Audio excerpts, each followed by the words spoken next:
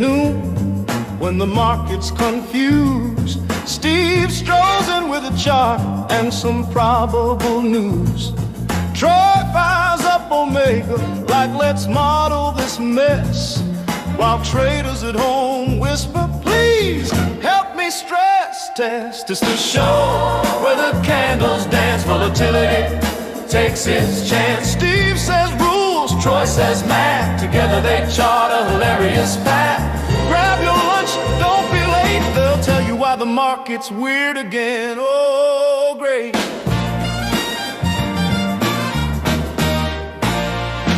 They're calling out levels, volatility rebels, equity drama, and index devils. One guy's calm, the other's pressing buttons fast. Is this bullish? Is this bearish? Ah, depends on the past. So tune in, laugh, and maybe learn too. These two make the chaos look almost doable for you. Every Tuesday at noon, hit that stream real quick, because markets are wild, and these two are slick.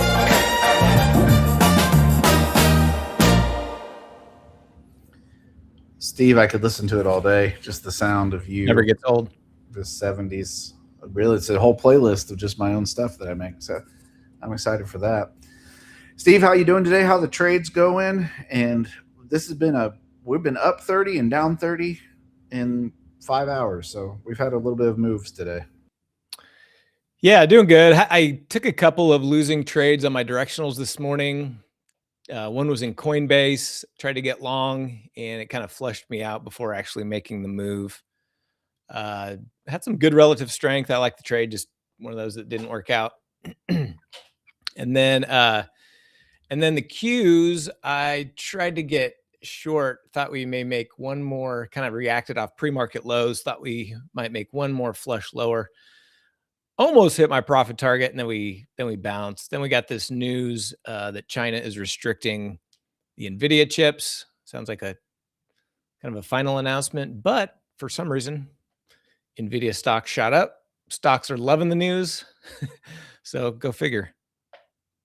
Yeah, that's one of those days where I just go back to bed. Like when I've got some NVIDIA puts, and it's interesting. You can kind of, when you hold on to stuff for multiple days or months in some cases, it's interesting. You start seeing patterns, and NVIDIA is one of those I can't really wrap my head around. They good news is bad news sometimes. Bad news is good news. It's such a big player. So I'm glad I wasn't paying attention. It would have just made me mad. Yeah, we had CPI this morning. Stocks shot up. The data came in as expected. S&P, NASDAQ pushed up above yesterday's high, and then just kind of settled in a little bit lower than that before the open. And then it was kind of all downhill for the first hour. And then we kind of bottomed at that point. Now we're back heading towards highs. Heading towards the old highs. What, I mean, I can't believe we're still talking about this a year later, but when is the tariff announcement? The next tariff announcement? The Supreme Court opinion day is tomorrow. Tomorrow. Okay. So CPI and PPI and tariff announcement. I mean, we love making predictions, even though we try to just be neutral traders. What's your prediction about tariffs? So, yeah, we have PPI tomorrow, pre-market as well. But let me bring up. So I just kind of keep my eye on Polymarket. Do you want to share my screen here? So right now, Polymarket is showing a 27% chance that the Supreme Court rules in favor of the tariff. So pretty low chance, right? Oh, interesting. We were supposed to have the opinion day, or potentially have it last Friday, and then they pushed it to tomorrow. And right before it was getting ready to potentially come out, you saw it jump from about 25% up to 30%. And then they came out and said, nope, they're going to do it Wednesday, which is tomorrow. And the probability started falling, and now we're creeping back up. So we're right back to 27% chance. The other one on Polymarket here is, it says, will the court force Trump to refund tariffs? And there's only a 28% chance that will happen. So only a 28% chance they rule in favor, and only a 28% chance that the refunds happen. So it'll be interesting. Even looking at that, we got some arbitrage opportunities, because right below that, will the Supreme Court rule on Trump's tariffs? That to me is a very low number, considering that we're pretty sure it's going to happen tomorrow. Yeah, I'm just not sure about the process. Like, tomorrow is the opinion day, where the Supreme Court gives their opinion, but I don't know what the actual definition of ruling on it is. I assume that's different. So that's a good question. That is actually a pretty good question. I don't know. Yeah, otherwise I'd be all in on that one. But what's interesting to me is, what you see all kinds of headlines, and the first thing I do is I always go to the option chain.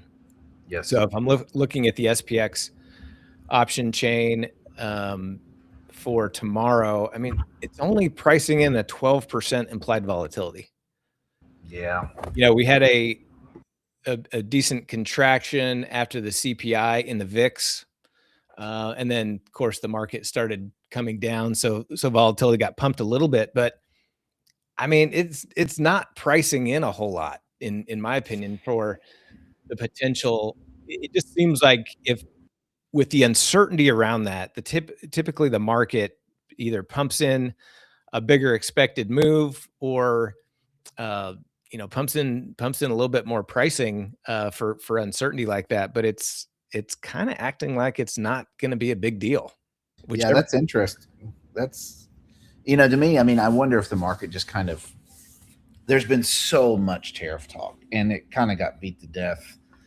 And I mean, you're right. It does seem like an opportunity where, I mean, the thing that's interesting to me, Steve, is like, I don't even know what the market would do if they ruled against him. Like, is that bullish? Yeah, I don't know. I mean, my thought last week before the other one, because they were pricing in, and now NFP was on the same day, so that was part of it, but they were pricing in a pretty decent amount of juice into the options for last Friday when it was supposed to come out.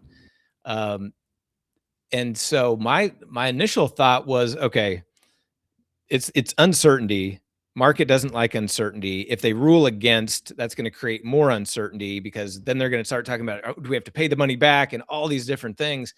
And so in my mind, I thought, okay, we're probably going to go lower because there's so much uncertainty. But now it's like the market has kind of changed its tune, and it's like, we don't care. It's nothing like watching the chain. I mean, the chain will tell you so much. But to answer your question, I don't know. I mean, I'm not taking a directional position on it by any means, but I almost want to buy some volatility, buy a straddle or buy a strangle, because the options are fairly cheap compared to what I would have thought they would be. But I don't know. I may crowdsource something from the community during power hour and put something on, see if we can scalp a little profit. The last thing I'll say about that, it's interesting to me. We look at these levels, and obviously levels are levels, and it is what it is. But we're kind of just sitting here below 7,000, and that's a pretty big level. And call it gamma, call it whatever you want to call it. There's some psychological stuff on that, and so I've always found, and this is completely anecdotal. I would love to run some deeper analysis on this. I've always found that you get over those big humps on a gap. It doesn't just tomorrow open up at 60, 989, and then just go above 7,000. I found that it'll gap. Sometimes it'll fade, but eventually it goes from there. What do you do with that? I don't know, but we're approaching all-time highs. We're approaching a giant level, and we're approaching a big news event. So you kind of maybe play a cheap butterfly to the upside. I don't know if you want to play it. I don't know. Yep. I like your idea of crowdsourcing it. But Steve, I want to talk about things that are actually knowledgeable, either actionable, and those things are some of my favorite toys I had growing up. Steve, I was a Transformer kid. I'm gonna tell you the truth. Like, are you a Bumblebee fan, or? Optimus Prime. Decepticon, or which team were you on, Troy? Oh, I mean, listen, Optimus Prime was just America to me. He represents America, and and so I was always the good guy in this world. But you've done stuff for a while now called Transformer, Steve. And can you talk about a little bit about what that is and how you trade them and things like that? Yeah. So at kind of a high level overview, the reason I call the strategy a transformer is because essentially you're taking one spread, could be a vertical spread, could be a butterfly spread, could be an iron condor, really any type of option spread. and you're essentially transforming it into a different spread. And really the whole basis of it is to take a current spread, remove the risk, and create the potential for either a minimum profit or a higher profit. Um, Now, the one thing that I think there's some confusion on around this that I get questions on about a lot is I'll get people sending me a direct message or posting in the community and saying, "Hey, this iron condor is going against me, or this vertical spread's going against me. How do I transform it to get rid of that risk?" Yeah. And I wish I knew the answer to that, but Man, I was about to unfortunately, say it. That'd be helpful. unfortunately, that's not how they work. The reality is, when you transform a spread to remove the risk and give yourself the opportunity at a higher profit, you already have to have a little bit of profit built in.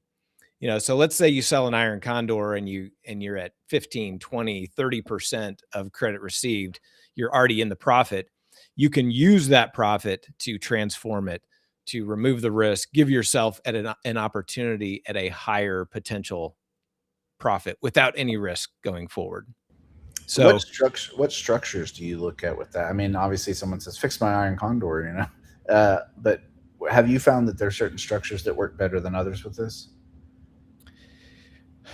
it's so flexible, and there are literally an infinite number of ways that you can use the whole methodology around transformers.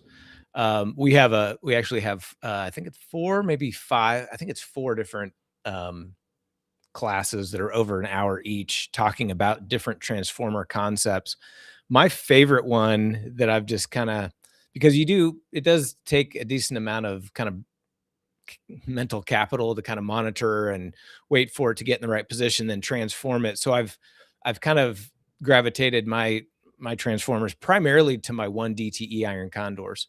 So I don't have a live one on today because my 1 DTE iron condor didn't set up to enter today. But I can show you an example. Am I still? Yeah, Are you still please. Yeah, sharing my screen? I'm gonna get rid of my little face, put it in the bottom here, and let you cook. So like I said, I don't have a live position on right now, but I can show an example of how it would work. So I'm on the 1 DTE options. So I'm going to act like I have a position on. So I'll just set up a theoretical iron condor.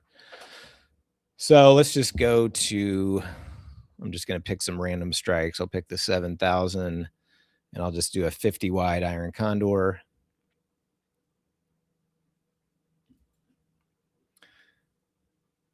And then I'll go to the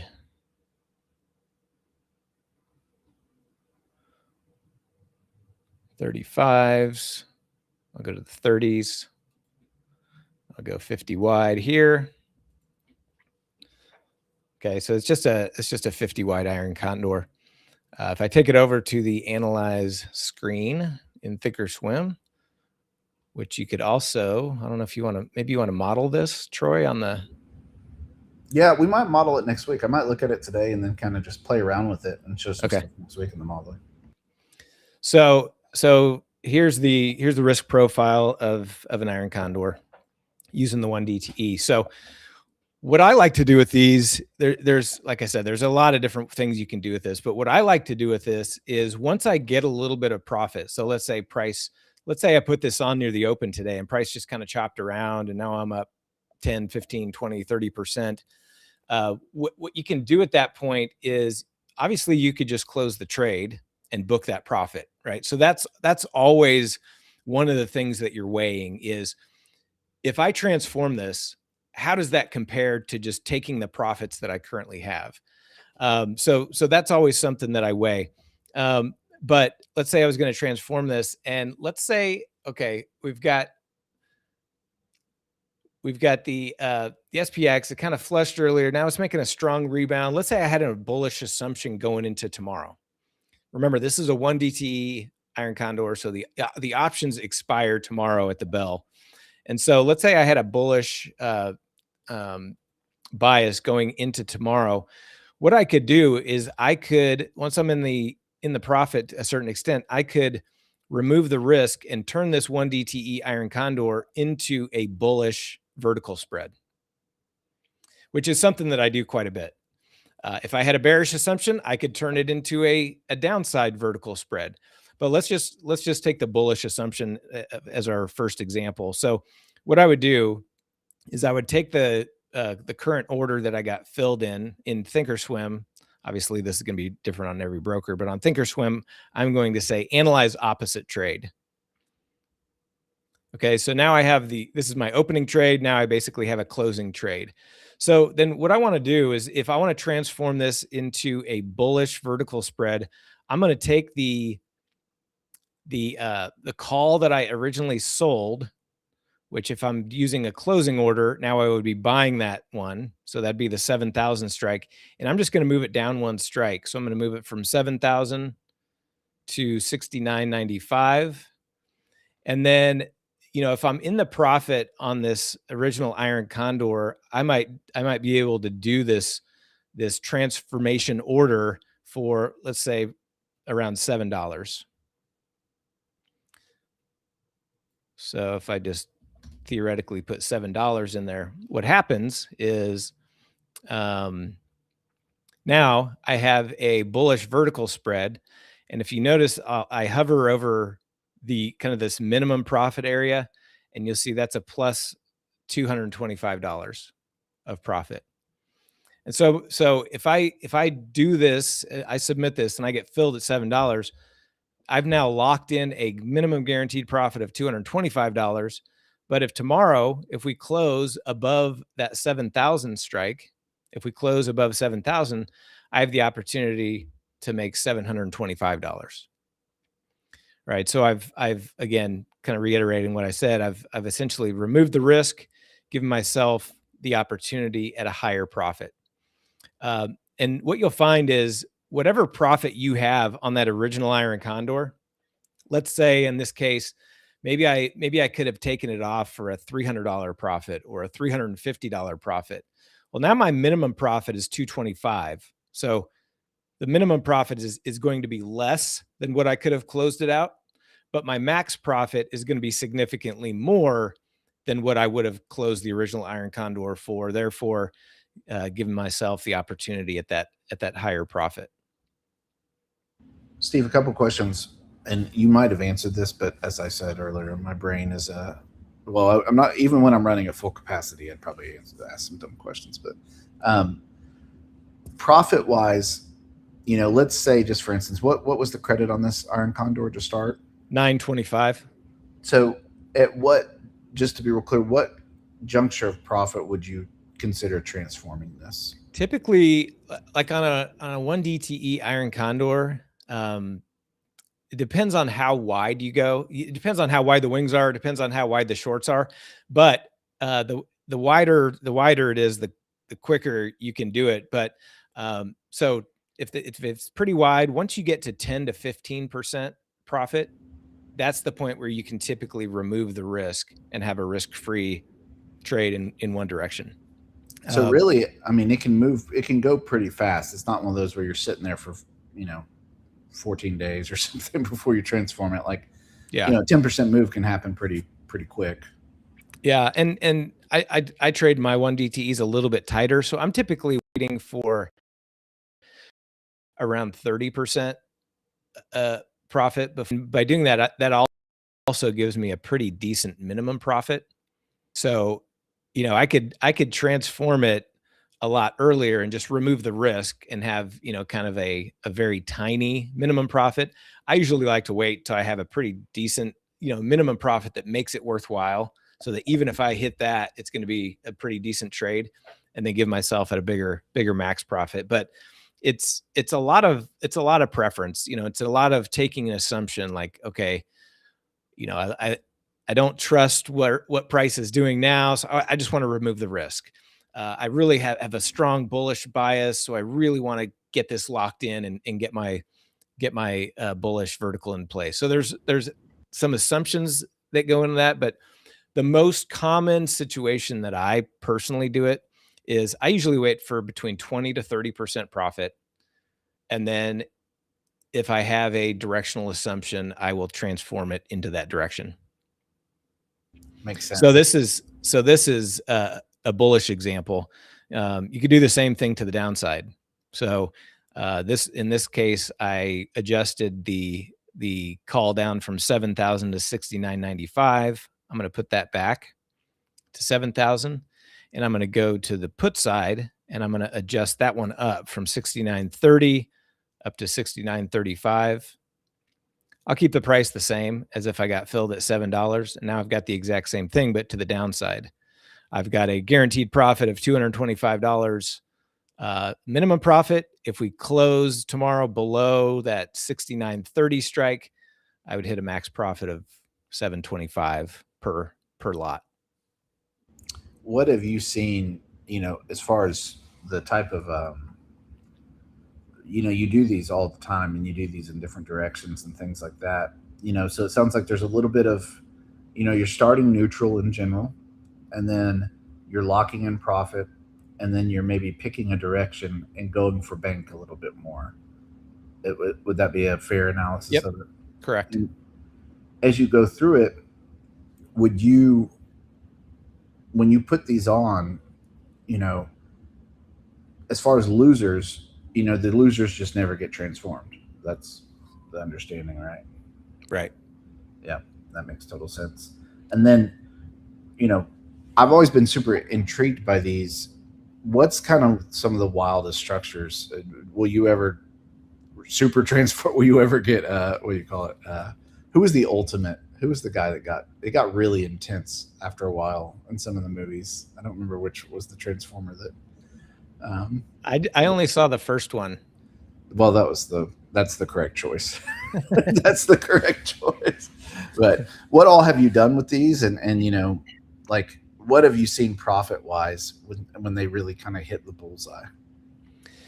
Yeah, so there's some pretty cool things that you can do around using like butterflies. Like I think Madam Butterfly, Kathy, is in the Option Omega Discord as Yep. well from time Yep. to time. But she is a master transformer. And like I said, I used to do a lot more, but I've just kind of had to scale back because it does take some monitoring and watching to really focus and get these done. But I mean, there are some pretty creative things that you can do with this whole methodology. I think one thing that she was doing for a while is, as soon as the market would open, she'd use 0 DTE options, and she would just set up little condors on kind of each edge of the expected range. And if one of them would, when price moved towards one of them, she was able to remove the risk of everything. And then she basically had these little spike areas of, if price pinned in that area, you can make a significant amount compared to the amount that you risked. So, you could, if you have a directional assumption right off the bat, let's say you just trade a vertical spread, you could have a vertical spread, price starts to go in your direction. You could transform that very quickly and turn it into a risk-free butterfly. I think that's that's where I very first kind of started understanding the concept of transformers, where you could take a vertical spread and transform it into a risk-free butterfly. And then I started thinking, well, what else can I do with this concept? And that's where I really started just playing around with all these different concepts with iron condors and butterfly spreads and different things. So yeah, I mean, I've seen, I don't think she's doing it too much anymore because, like I said, it does take a lot of focus and a lot of screen time throughout the day. But there was a point where she was creating these monster transformers throughout the day, where she was doing, different condors and butterflies at different strikes. And as soon as, price would get to a point where she could transform it, she'd flip it, remove the risk, and then she'd do it over and over and over. And she may have done it 5 or 6 times throughout the day. And so she has this big, looks like an EKG graph that has zero risk. And if it just pins on one of her spikes, you can make a pretty decent little amount of profit. Well, and to me, these type of structures are so cool because it really accentuates the power of options. There's not another vehicle in the world where you can kind of take risk off the table and do a directional thing, all with kind of starting with one structure and moving to another. That's the power. If you're trading futures, you just don't have that. That's not available to you. And so I think it's awesome stuff, Steve. It's you've done them for a while, and I've watched, and I've seen Madame Bowfly do it too. Shout out to her, because like you said, she's created some monsters before. So it's good stuff. I think no matter if it's something that you're going to focus on as part of your strategy, I would say just learning the concepts, like you said, and how options work together. Another version of a transformer that other people may be familiar with and didn't really think of them as a transformer is a box spread.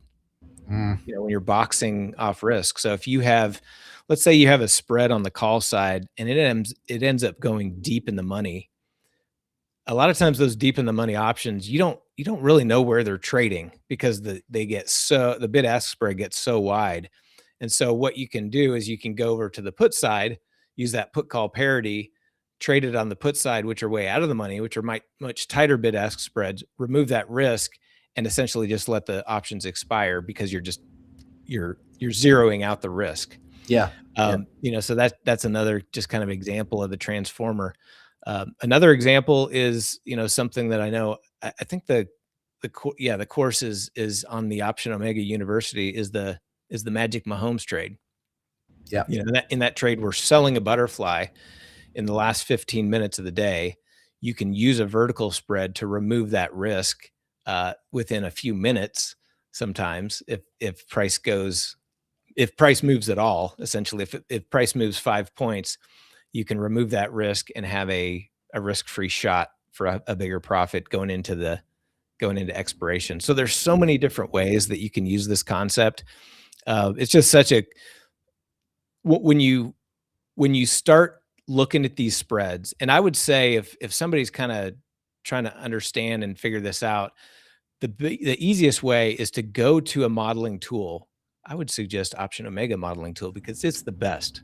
Hey, Steve, I appreciate you.